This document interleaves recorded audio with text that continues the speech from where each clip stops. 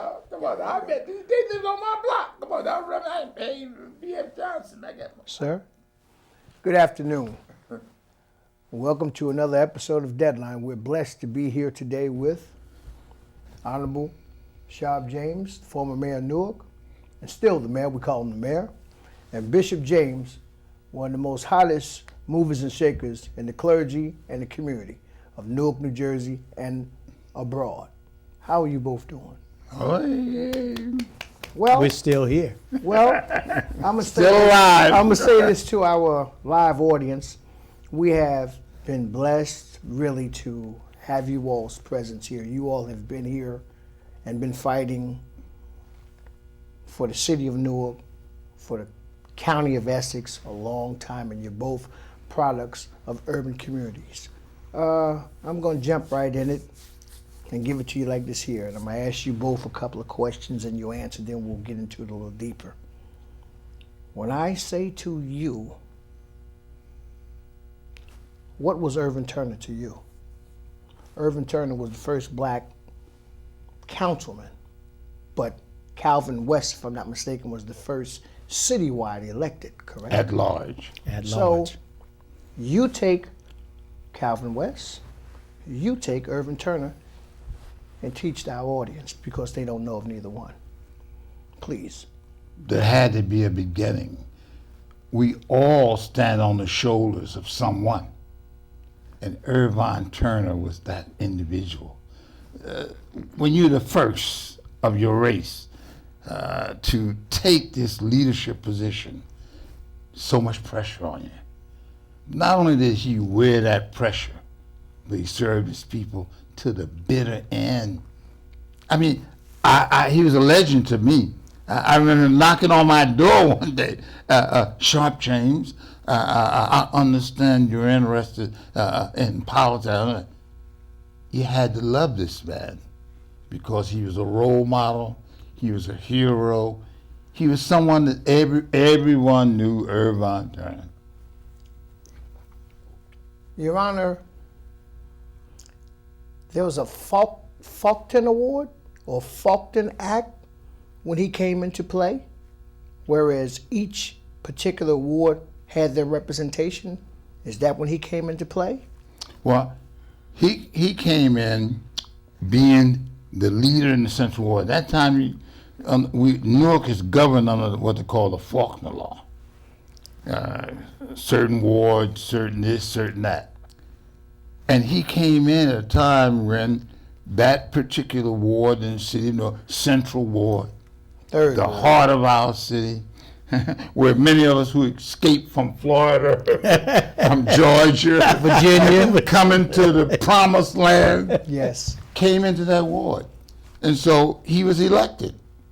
And he wore Newark on his sleeve. You know, that's the funny thing we can say about some leaders. They wear Newark on their sleeves. In their heart? That's a better say. In the heart, you knew when you approach him, you would have someone who was sympathetic, listen to you, want to help, and more importantly, give you the shirt off his back. That's good. I would like to know about Calvin West. Bishop? Calvin West was somebody special. Little man, short in stature, but long on character. Excellent dresser, Yes, everybody sir. talk about Sharpe. Yes, sir. Hey, Yeah. them ballet shoes. Yes, sir. I could never afford them, but them ballet shoes. Yes, sir. And then you could tell when he was upset, but his demeanor never really changed. He had a methodical way of saying what he wanted to say. Really? But you knew how he was, and then he would use things. We only have one moment in time, and how you use that moment. And then when we were young bucks coming up, we would sit under Calvin, and he would talk about the role of clergy and government, and tell you, if you say, well, that's not really what I do. Your responsibility is to the people. And always the bow tie, always dressed to impress, but always encouraging and then correcting. See, a lot of people want to be encouraged, but you need to be corrected. Don't no one know it all.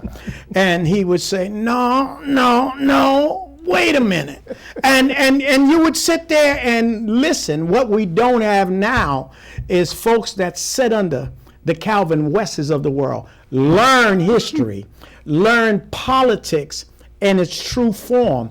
Because the late Dr. C.L. Franklin, we were at a convention and he was teaching ministers, and a question was asked. Sir, can you explain to the audience who C.L. Franklin is? The late C.L. Franklin was the father of Aretha Franklin, major church in Detroit. People have brought Martin to Detroit as Sharpe had done with Martin here. But the reality was that CL, when they asked the question, and this is what we miss now about ministers and politics, he said politics is the science of good government. There's nothing wrong with politics. The job of the black preacher is to make sure no mad scientists get loose or stay in the laboratory.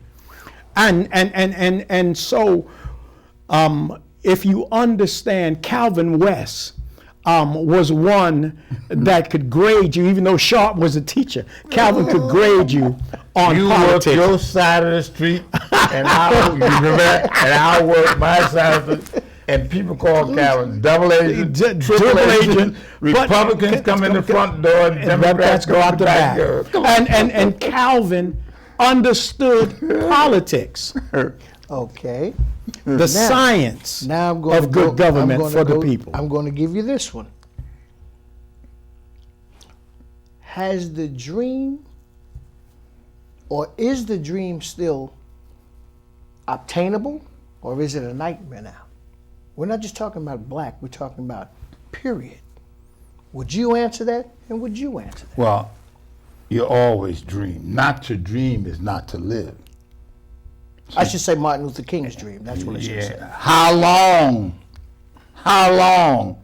before black and white walk together hand in hand? But the dream today is more difficult, I think, because the leadership you mentioned in the clergy field, the Earl Harris, the Jesse Allen, the Irvine Turner, they were crusaders. They were about elevating a generation of people. I came into to a black and Puerto Rican a convention where the community came together and said, we will pick our leaders to serve us. We'll go in a convention. We'll have an Ozzie Davis. We'll have speakers and and we will choose. I'm probably the last of the Mohegans who you will sit with, who was selected and elected. Selected, protected. I don't know, I got too many scars. I just came from the hospital, so I don't know about all the protection now. I know. He has you covered. The good Lord has you covered. Bishop? In my opinion, I agree with the mayor 100%. You have to have dreams, but you have to be able to delineate whether your dream is a nightmare.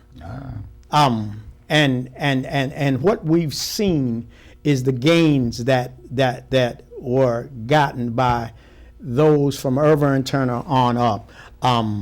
The first African American state senator, female, Winona Littman. Oh my God! I was going to speak on it.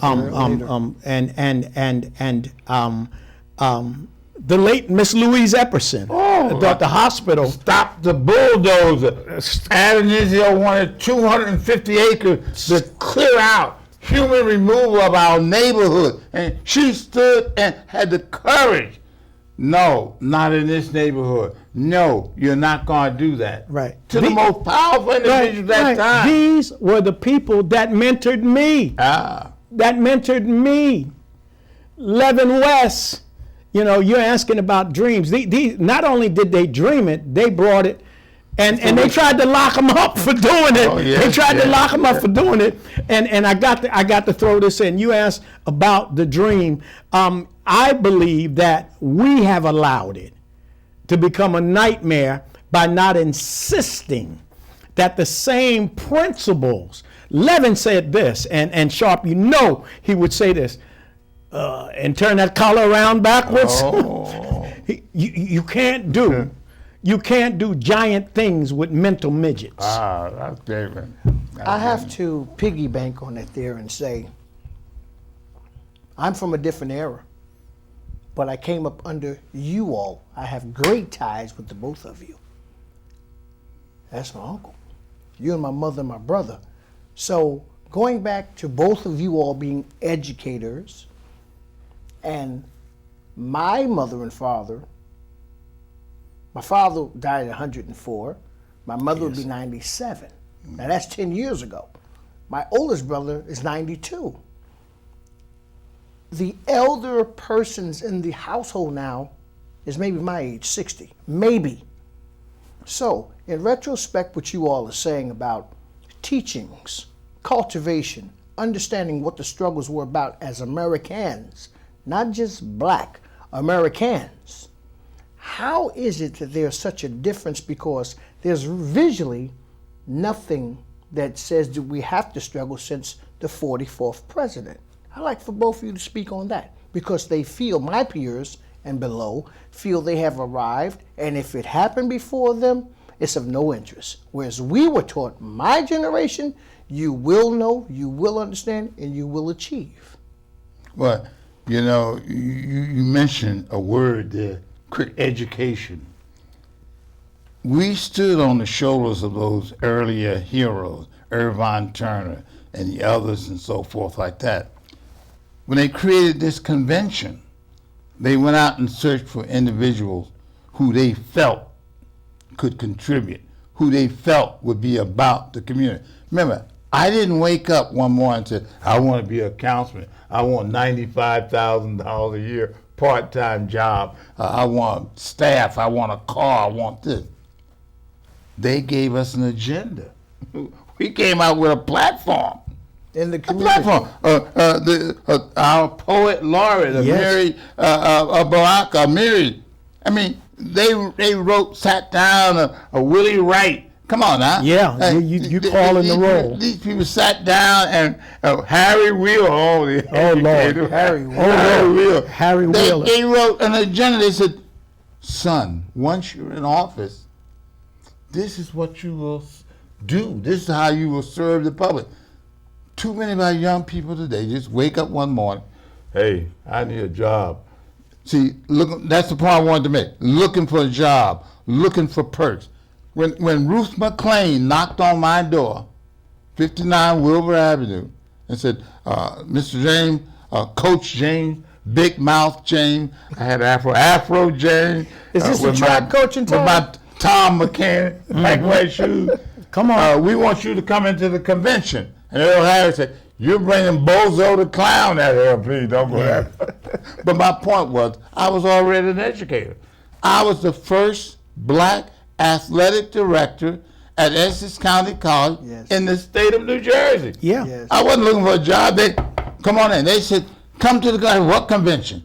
We want you to be a councilman. What's a councilman? I didn't even know what a councilman was. We're going to put you in City Hall. I said, where is City Hall? I know I pay bills.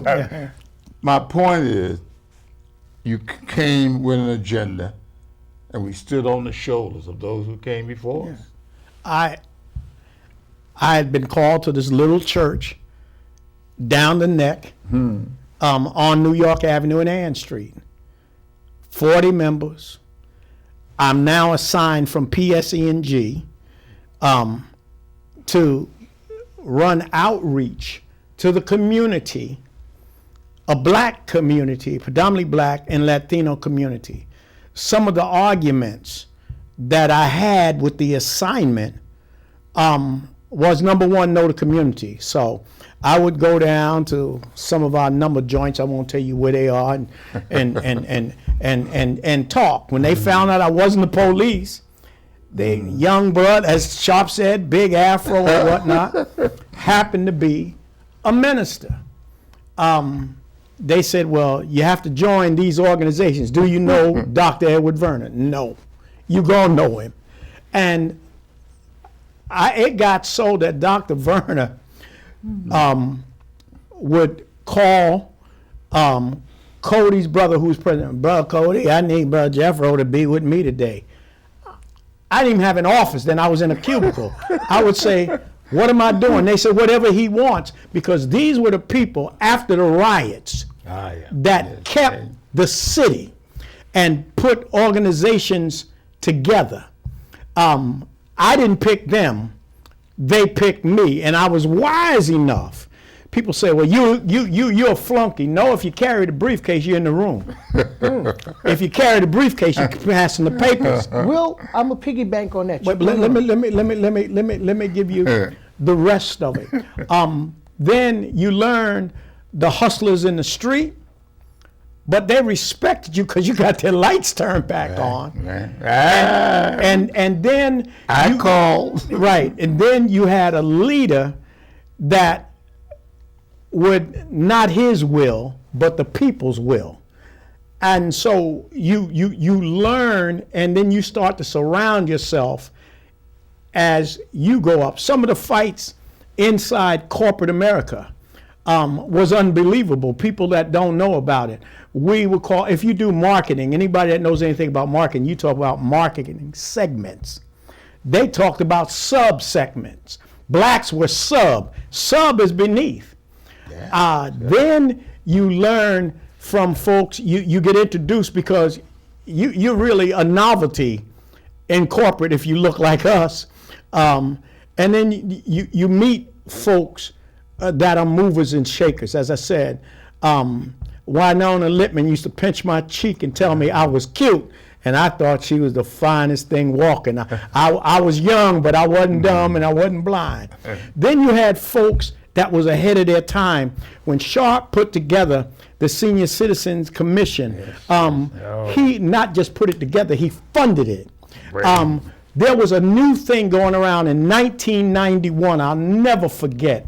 We had to go out to American University out in Chicago, called gerontology. Sharpe James, and nobody may give him credit, Sharpe James sent his commissioners out, and we brought back gerontology to the city of Newark. Folks that talk, but don't know what they know, you still playing checkers, and we playing chess. They played on the same board, but the moves are very different.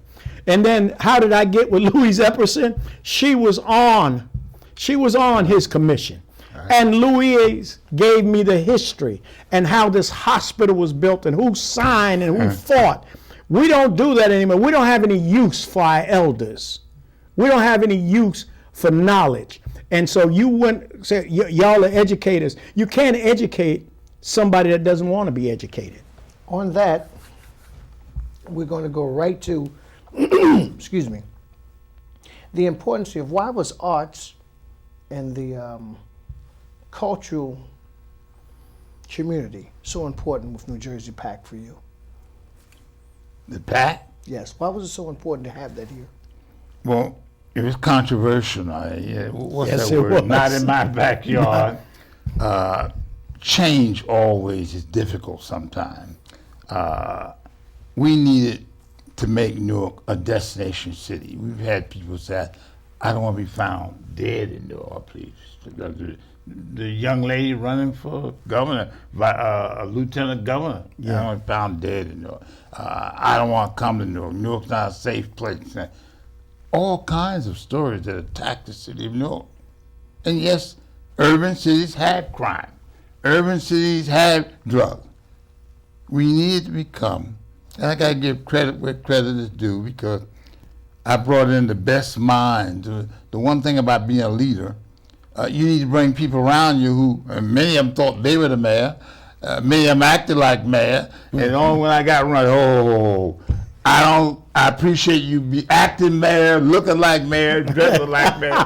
But Sharpe James was the elected mayor. I got to sign Would that. remind you of that. The destination city, Gail Cheney Field, Richard Monte, Glenn Grant. Who's in charge of all the courts. All the courts today. now. I mean, come on. Harold Luca, who the president drafted to go to Washington to be in charge. That is correct. Assistant Secretary of HUD. Al Zack, the director of engineering who walked around with papers. That is correct. I thought you said, Al, you need help. But anyway, my point is, we needed to give our city attractions that would bring everyone in. The museum was doing that. Love the museum. The library was doing that. Still to this day. But then the Performing Arts Center, it won't work. We're gonna put it in the Meadowlands.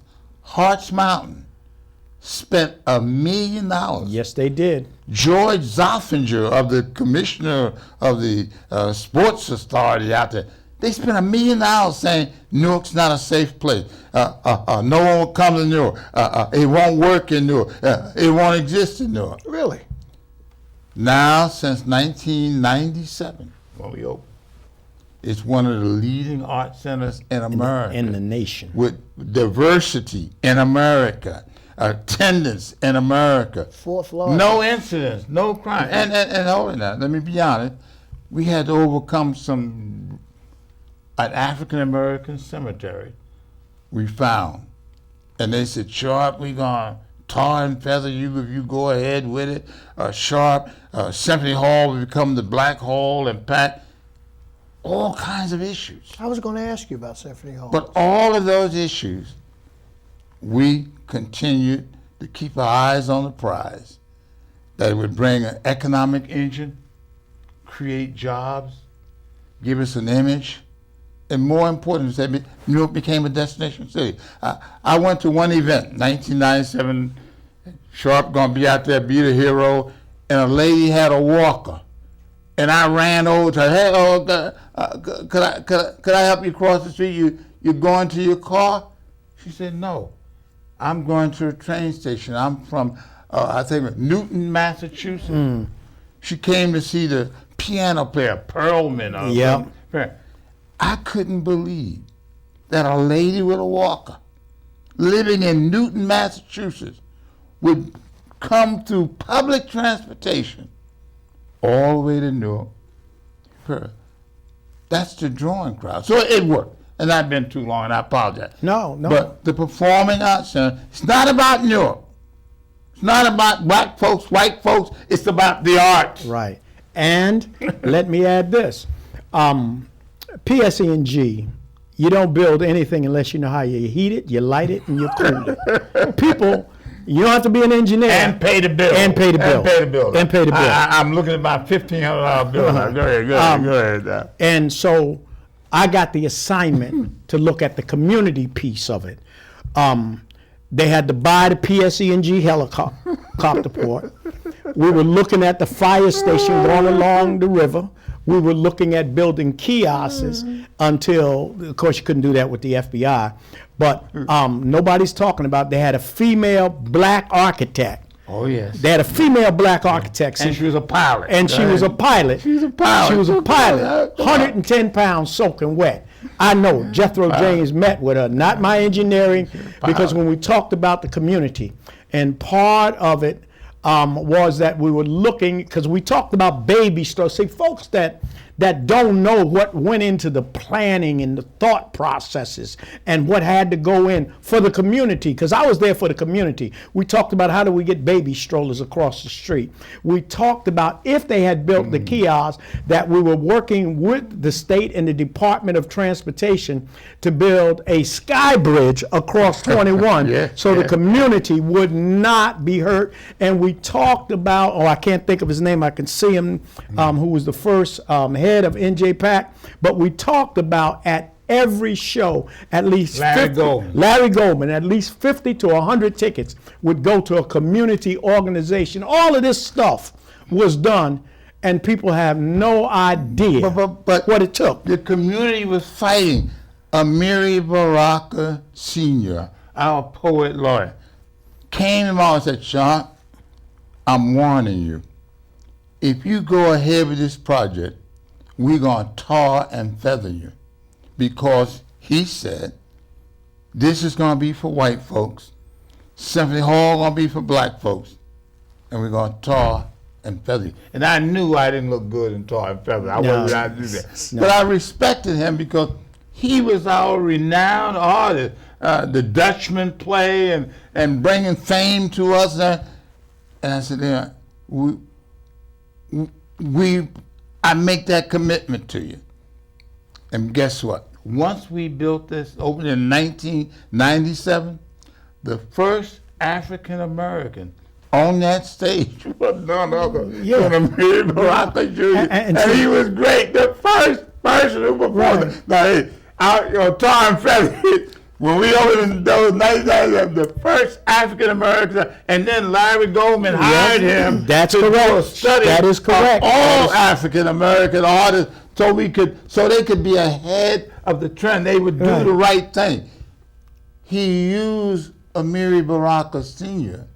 to make sure that we knew the history of how to involve to make sure that this performing arts center in America would keep its promise.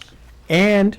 And they put together under Larry, because I was one of the first people to be part of it as well, because I was, real crazy.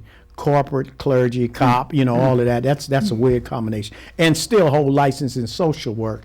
But one of the things that we created that still exists today, they have a faith-based group. Now, part of the problem, and since I'm faith-based, since I'm a bishop, since I'm in charge of other churches, I'm going to say this. A lot of the clergy have been bought and sold. Since we talking is Black History Month, they've been selling and buying black people in this country since 1619. And just going full circle, that wasn't Martin's dream. Somebody has to stand up and say what was right.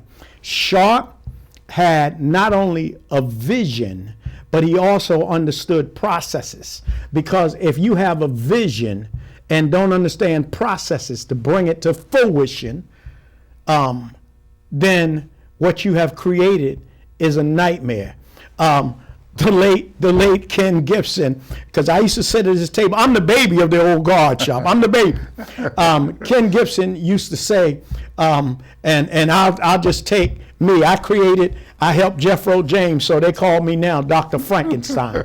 We can make monsters for our community that we may not intend to.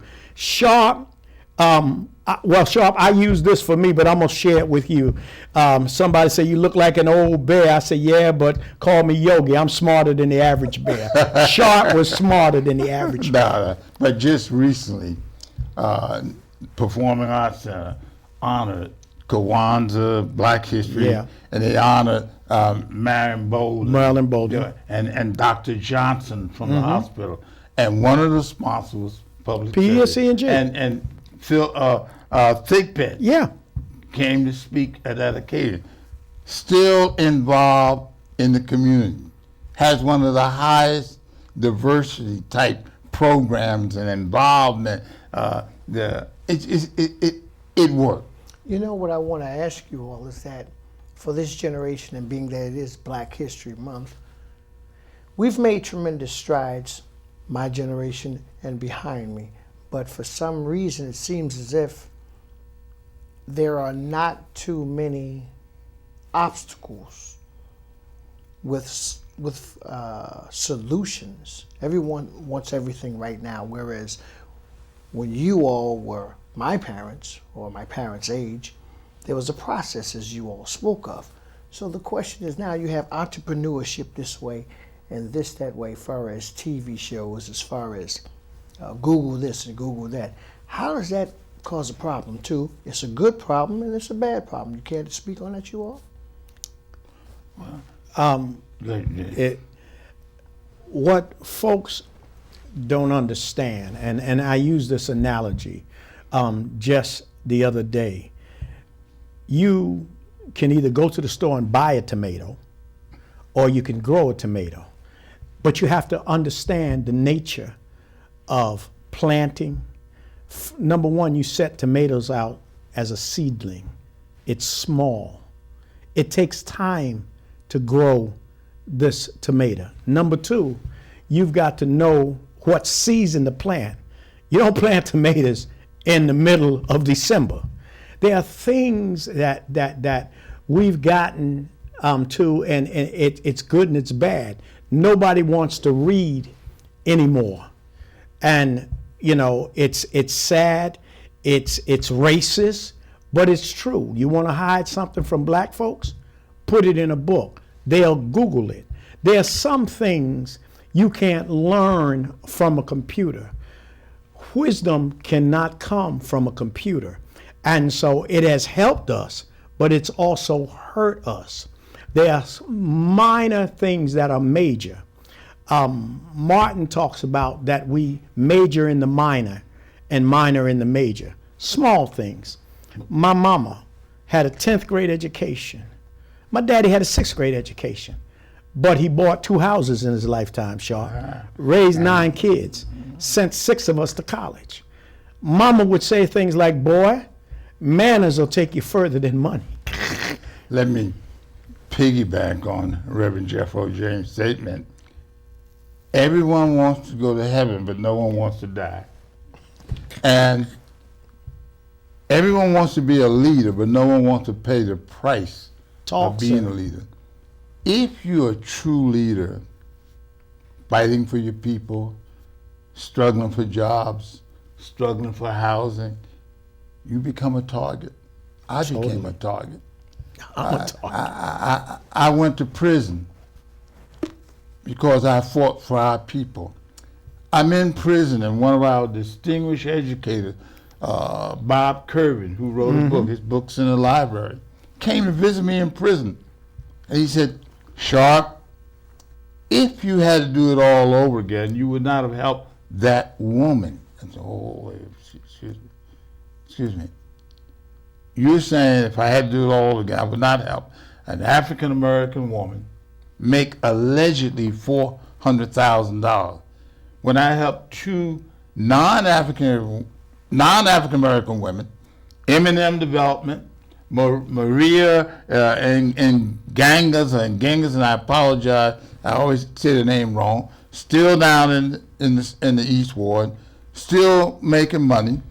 And when I helped them build 9 houses up on Mount Pleasant Street in Newark, at the press conference, hugging and kissing one another, I said, this is our first waterfront properties in Newark because the balconies overlook Rotunda Pool. Now, I went to jail, falsely accused. That's every day you pick up the paper, someone been in prison 5 years, 10 years, 15 years, wrongfully convicted. I didn't play the race card. I didn't cry, I went. Mary Jane, you want to sit? No, I'm going to prison because everyone want to see when you come out, so let me go in quick so I can get out. But the point is that you don't go to jail sometimes because you commit a crime. I mean, you commit a crime.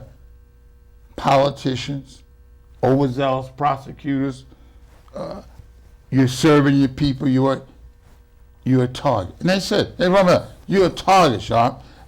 Ken Gibson taught me too much. Earl Harris taught me too much. Donald Tucker taught me too much. They taught me the system, how to help our people. But I have to throw this at you, and that's this here. You were, and you too, in different arenas but on the same team, always, including Patterson, always held the signs high, walked upright, and didn't run.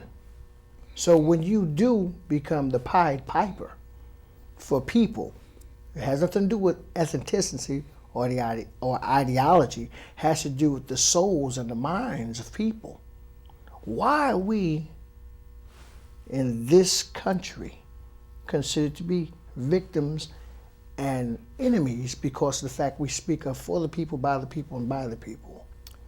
If I may answer this, I just left my HASAC meeting. I was the first corporate chair of the Human Service Advisory Council, Essex County. As much as I beat up and fight Joe D, I'm still the chair. Why? Because Boss, but go ahead, boss. Go ahead. it benefits the people, and it makes him look good. It makes him look good. But as long as it benefits the people, Jeffro, you all over, you up and down the state, they don't give me 1 penny to pay a toll. That's why I got me an easy pass. You understand? And when you go to help people, your own people will turn on you quickly. You see, one of the things that I found out that folks they have a myopic view of things. That means they only can see that little bit that's in front of them. They don't have a wide spectrum of what it means. If Sharpe hadn't built and fought to build some of the things, the Renaissance, I'll give you one, the late Judge Williams. Yes. PSE&G, and I'll say it, and they can find me. They know where I am. PSE&G had folks. They're up on Irving Turner Boulevard back in the day, and I get a call.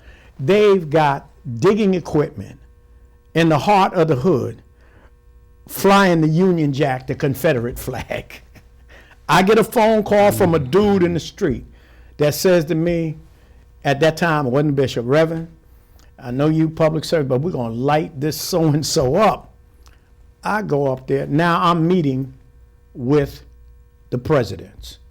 They upset. The only thing supposed to be on the equipment is child watch, call before you dig, but they flying. But this was the culture that was accepted. Now because somebody doesn't get trenched that day, they mad. But you don't know, we just saved you from having a catastrophe in the company. There were things that went on. Good folks. Sharpe surrounded himself by good folks who did good things that went to jail also. I've just been blessed. They be trying though, Sharpe. They be trying. I told them I'm too old. But I look at what happened to Jackie Madison. I look at what happened to Jackie. I look at, and you could call the roll. I look, I knew the late Earl Harris. If it wasn't for his son, Gary Harris, who they put in jail because a certain group that didn't look like us was trying to take the lots from us. I mean, these are things that as a people, we don't talk about.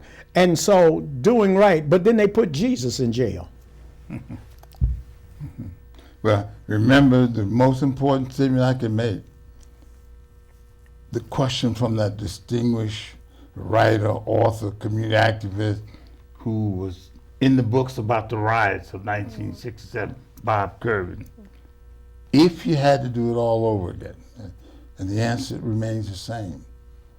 If I have to help my people and go to jail for helping my people, doing nothing wrong, everyone paid the same price, then I have to go to jail again. Do you see that happening today, though, with the culture of young people? So true. So true. That's the question, because, see, I've always been taught that there is a price that you have to pay. For leadership. For real leadership. For consciousness. For real. Now, if they can buy you with a dinner, come on. If they can buy you by naming your name in a park, we got people with names in parks and on streets and everything who shouldn't be there, but we don't get into that. Or give you an appointment. Come on. Give you an appointment that pays. But wait now, let's put this out there for TV land. What's the rule? 3 pieces of silver.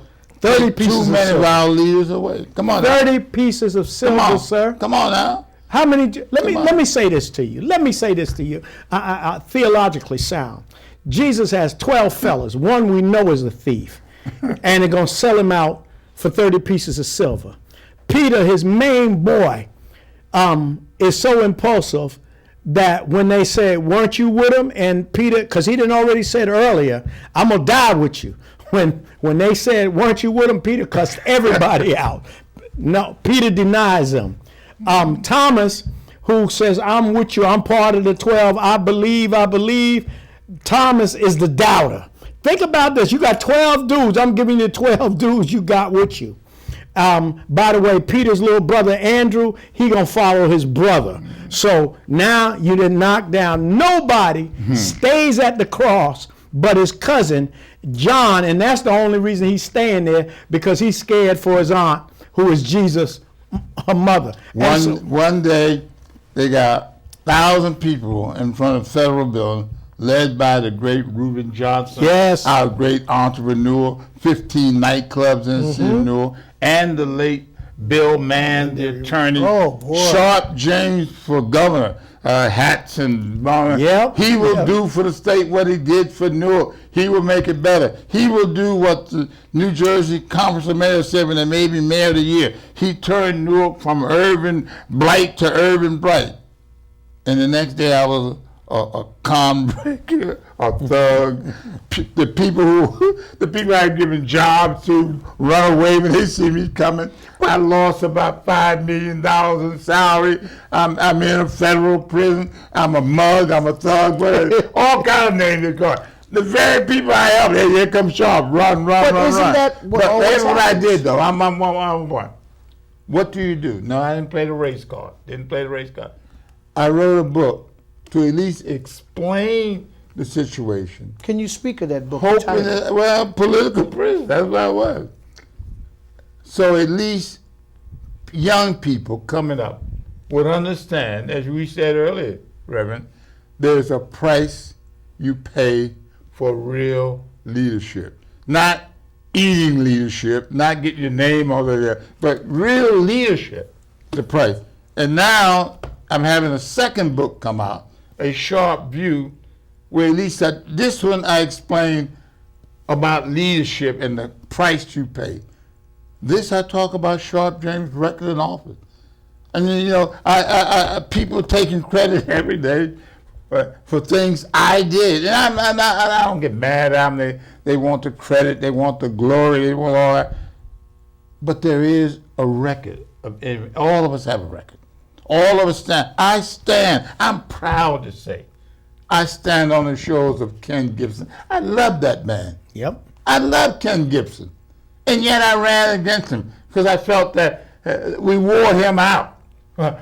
He was ready to quit, but don't quit, I might lose my job. Don't quit, I might give up a car. The first person, after I defeated Ken Gibson in 1986, phone rang, Sharpe, get in my office. I'm gonna make you a good mayor. Can you believe that? The man, that's the way man it's I supposed to be. defeated called me and said, be in my office 9 o'clock. I just became mayor. I want you out. And then to really show the greatness, the love, the courage of this man. I'm taking you to Puerto Rico. They're having a U.S. Conference of Mayors meeting. Get pack your bag, Sharpe. Yes, man. Yes, kid. I'll pack my bag. But you know something I want to give you too, that a lot of people don't know, the kindness of both of you all's heart. The kindness of as Coach Verducci would say, shaping minds or cultivating minds and protecting hearts, is that you spoke of what Ken Gibson did and meant to you. Oh. And I want to bring to your attention, everyone else in TV land, the importance of what you did at the Senate when you did that for Cory Booker. Well, these are things, as you stated, they're looked over in the bullets. Now, going from that, I have to ask you about Eugene Campbell and you about Earl Harris. Right. Eugene, superintendent of schools. First black. First black. From the community. And education was changing then from where all the members were appointed by the mayor. Then you had an elected board of education that would become a little more separate a little more confrontational. But Eugene came, as you indicated, at a time when it was difficult. All sides fighting, the racial issue, the class size issue. It was just so many issues. But he stood tall. And he improved the system. He was a people person. One thing about Eugene, from the community, for the community, and by the community. And let's be honest, he took his lashes and name calling. Here we go back to that leadership. I tell you, I got all kinds of scars. I mean, you too? Many. They said, Sharpe, I don't mean to laugh. aren't you troubled by having those keloids down the middle of your stomach so I can have a smooth one and be in a grave? I'll take the keel off. Right. And see, you asked about Earl. Earl introduced you, and he was bringing Gary along then, because me and Gary became like that. And Gary went to jail. Yes, he did. Gary went to jail.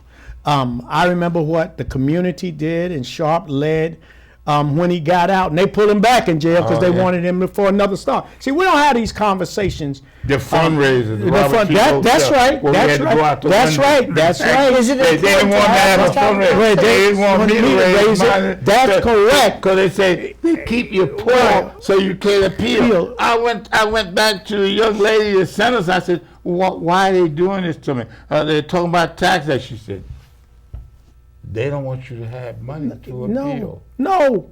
And see, They people don't want you to have money. and so he knew what to do for Gary. Earl Harris was smooth, polished. And he Silver Fox, come on now. Come on. Different from the boat ride where the boat didn't show up. Come on now. He was different. He was different The from $125 breakfast with eggs and bacon, but you loved them. But you loved But he him. was different than the Calvin West. Is that way to smooth?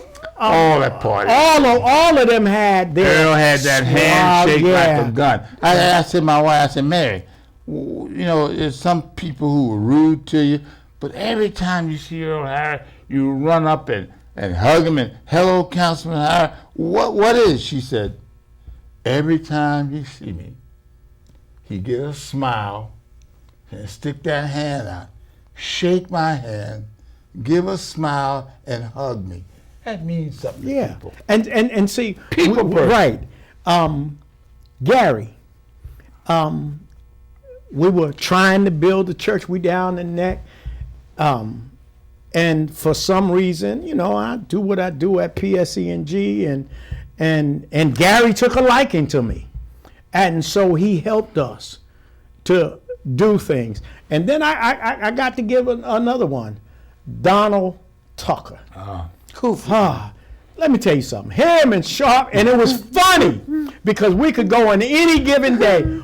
You couldn't mess with Sharpe, but him and Sharpe could go at it, and we be sitting there going, whatever you do, don't bring a third party in it because Donald was the hardest working. Well, I remember him from 502 High Street. Let me tell you something. Hardest working councilman, came early, left late, read every piece of paper that came in the government. Hey, you had to love him. You just either you hated or loved him. Public service messed up. This was under the laid out copy. They had messed up. So I knew. At that time, we had beepers. That tells you where my beeper's going off. Al started calling me the night before. We're on the front page of the Star Ledger. Had messed up. I go to Donald's house, you know, and Donald always had a way with words. You don't want to say that. I don't want to say You don't want to use the word. I don't want to use the word. You don't want to use the word. And Donald, he had a way with words. And Donald is, Reverend, so I go in, you know, speak. Look him. Yeah, you know, we talk. I get back to PSE&G, and this is what I loved about Donald Sharpe, and even them, because Sharpe would do some things. He'd get his jabs at public service, too. And after we have coffee and breakfast, I go into the office. all the big boys is on the fourth floor. Then was where the big boys met, and one of them, senior VP, where you been? I said, because we can't get in touch. Either he was councilman or assemblyman, depending what day of the week it was. And I said, that's because I was just at his house. Cleo made coffee and breakfast. I was just at his house. Mm-hmm. Y'all don't know him like that. You have no relationship. And anyhow, make a long story short, well, we got to have a second meeting. I said, yeah, I already talked to Donald about that. And a few other things. But then they said, well, brief a senior vice president. This is the thought. Brief a senior vice president because you're not high enough on the totem pole to talk to him. I said, I just had coffee and breakfast with him. So y'all couldn't get a phone call to the totem pole. Right. Donald and I fought over, he wanted to change the name on Elizabeth Avenue. Yep. He wanted to do this and do that. And then there was an article about problems at the center, the Tucker Center. Yeah, you're right. Mouse, rats, and they're going to close him down. Donald came to my office and he said, Sharpe, I need some accruals in order to get some money. I think about $188,000 in order to keep the center open. And everyone thought that I would say no. Everyone thought that I'd be opposed because we always fought for Newark, about Newark.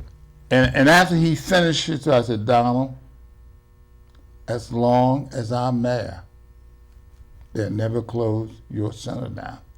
And I picked up the phone and called Ron Jeans and said, can you find $188,000 accrual to give to the center to keep down? Because I admired Don. What was it? Marlon Brando and then what's the other one? They always competed against each other. Black issues. Donald, has never been people the like same. that make you better. Yeah. You don't get, when you want to learn basketball, you don't play against someone worse than you. No. Baseball. Donald Tucker was a challenge for everyone on that city council. He knew everything. He read everything. Knowledgeable. You get better by rising to the occasion to champion. And how did PSE&G get a bathroom in its customer service center? See, these are things folks don't know. And there was a black woman with a noticeable gait. She asked to use the bathroom. They told her no. She happened to be one of Donald Tucker's former school teachers. And she went to her council person. Things hit the fan from the top. I get the call. I go down to see, because they're in the conference with Donald Sharpe, and Sharpe says, the complexion of public service has changed, because now I'm like the president. You can't make these up. So they helped my career, because when there were times they wanted to hang me for fighting for the community. For 25 years when I was there, Black Issues got funded. Donald Tucker's Black Issues got funded. The founder. Dr. Verner's organization, once I became president, I couldn't go back no more. We funded things in the black community. And then ABE, the American Associations of Blacks in Energy, that is a national organization. I was blessed to be young enough because the engineers from the Tuskegee Airmen were part of that, and I met them out in California at a convention. And what they did to young folks, going full circle on this history, said, well, Sharpe, you now done made it up. You no longer deal with Jeffro because he did that old school. I'm a founding charter member of PSE&G. And they don't even know my name. May I make a last commercial to keep me from the White Castle? April the 1st, we're going to have a breakfast book signing for the new book. All right. April the 1st. Where? Robert Treat Hotel. So anyone call my home, call the Robert Treat Hotel, but April the 1st. What time? Say all of that again. We're going to tell, at breakfast, 10 o'clock, Okay. we're going to call, have a good breakfast, and maybe just a half hour on record in office, report card. Right. The one thing I've always said, Everyone has a report card. In school, report card. Yeah. In government, report card. And so, yes, Sharpe, the thug, that been in prison, didn't do anything, blah, blah, blah. That is to talk about leadership and the price you pay. This talks about the wonderful thing we did with a team. Yeah. There was a Glenn Grant. There was a Richard Monte. There was a Harold Lucas. That's there right. was you go on and on and on. I didn't do it alone. There was a Gail Chaneyfield Jenkins, Donald Bradley, the council president, Ron Rice wanted the vote, Mamie Bridge was so forth, Bessie Walker. Bessie Walker. Come on. And I'll never forget when we were trying to get the money for the airport, the money for the arena there, the Prudential Center. We've been begging and we've been fighting. We run around. We finally catch up with Cody. We put him in a corner. And Reverend Bridgeforth, councilwoman of West Warren, said, Governor, my grandmother told me you can't urinate in my face and call it rainwater. We want our money now. His nose turned like Rudolph the Red-Nosed Reindeer. Hey, Sharpe didn't do it. Reverend Mamie Bridgeforth.